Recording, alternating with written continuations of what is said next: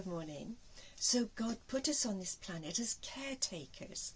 The planet does not belong to us. As it says in Psalm 50, verse 10, "For every beast of the forest is mine," that's God's, "and the cattle upon 1,000 hills."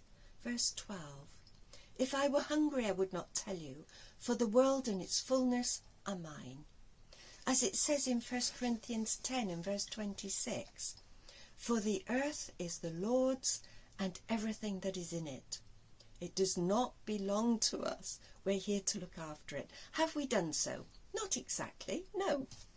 In Genesis chapter 6, the violence on this planet was so bad, and the language used to describe it is so bad, I can't read it to you on YouTube, but you can read it, Genesis chapter 6. God had to bring a flood to put an end to that awful violence. Shortly after the flood, violence erupts again very quickly, and God has to confuse the languages to slow everything down, and it worked for a while. So we come to our day. Once again, have we looked after the planet? We have caused wars, bringing famines, pestilences, untold hardship for everybody on this poor planet. Then we decided to dig up coal, oil and gas to a huge extent. The planet took millions of years to put that carbon in a safe place so that we could have a benign climate. And overnight, as it were, we've put a lot of that carbon back into the atmosphere. Now, no scientist was able to predict how quickly climate would get bad as it has done. So we're facing very difficult times, especially perhaps this year, and I'll put a link below to some information that you might like to look at. Then what did we do?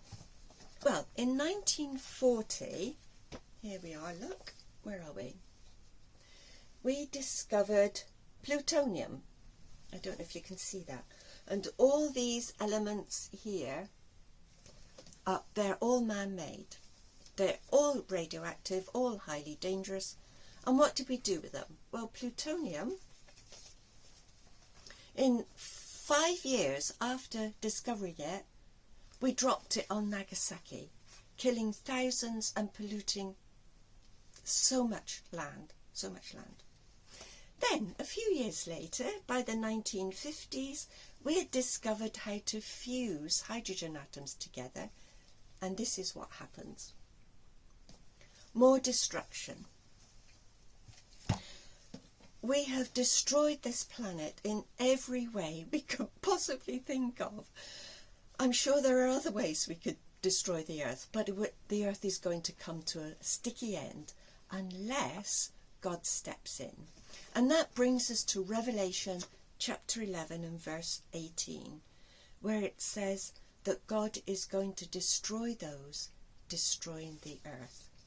And that's the only thing that's going to keep us going. So what has caused all this trouble? Well, greed and selfishness, obviously. Oil and gas made multi-millionaires of quite a few people. Then in Revelation it talks about God throwing Satan the devil out of heaven and down to the earth with resulting woe, which all of us are feeling.